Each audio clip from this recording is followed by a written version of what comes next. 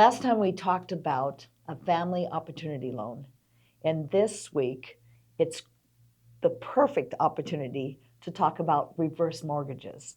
And I really want the expert in that arena to talk about what the advantages and are to reverse mortgages. And that would be Dustin DeHart with Keller Home Loans. Thanks, Rob. So, reverse mortgages have gotten a little bit of a bad rap, Oh, they right? have. People don't really understand them, so they Mhm. think they're bad, but they don't understand what they're all about, right? So, first of all, you have to be at least 62 years old, right? And then you have to have, let's just say 50 to 55% equity in the Mhm. house, or you're putting that down because you actually can purchase a house via reverse mortgage, right? Most people, when they own the home, then they'll refinance into a reverse mortgage. However, you can purchase a home that way, right? So the older you get, right, the less loan to value, so to speak, is needed, right? Now, here's where it gets beneficial for consumer clients, right?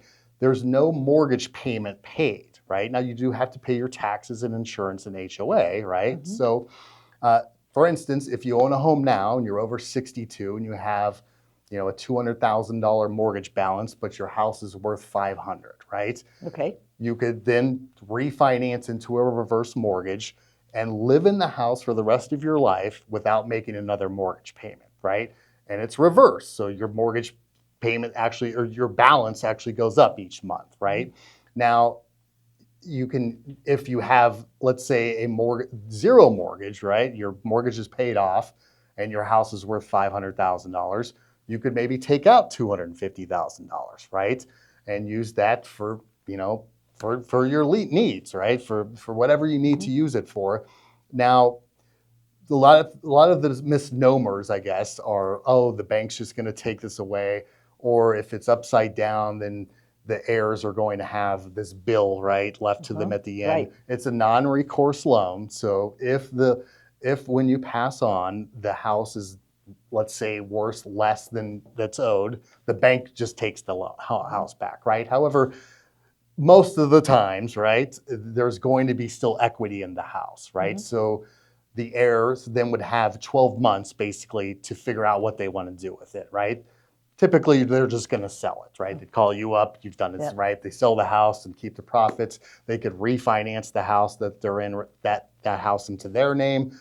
Or again, if it's upside down, then they tell the bank you can have the house back, right? So look, unless your goal in life is to give a house to your son or daughter or whomever free and clear, it's hard for me to understand why you wouldn't look into a reverse mortgage, right? Like my dad, for instance, he wants to give me his house.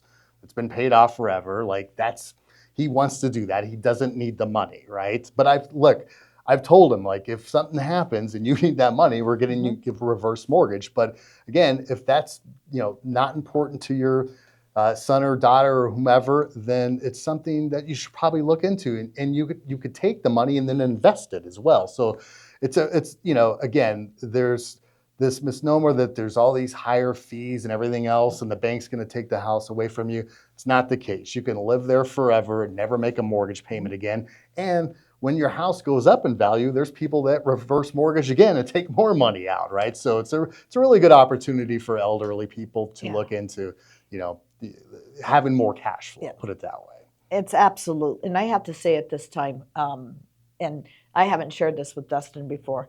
When my mom and my stepfather were both living, they're gone now. They were financially strapped. They only owed 35,000 on their home, yet financially strapped. I was paying out of pocket $400 to $500 a month in order to ensure that my mom had her medication. Yeah. Because she couldn't afford her medication. It was called medication versus food. We know of many elderly people that are in that situation. And so my brother and I looked into it, and we did a reverse mortgage, and then we did it again for her. Then my stepfather passed away, and my mom was in the house and no longer could live in the home because she couldn't take care of herself. Right. At that point in time, the market had plummeted, and the home was worth probably, and no exaggeration, $200,000 less than what was owed on it. So they had been it had been very beneficial. Their needs were taken care of. They got extra income every single month. Their medication was taken care of. They had extra spending money because I think at that point in time it was closer to $900 a month that they got. Yeah. And the neat thing about it is they also were able to pull out additional funds that they were able to make repairs on the home, Sure. which is really important. So it was, again, very, very beneficial. And when my mom moved out and the house was upside down, the keys got handed back to the bank. Yeah. There was nothing negative on anybody's part. Yeah.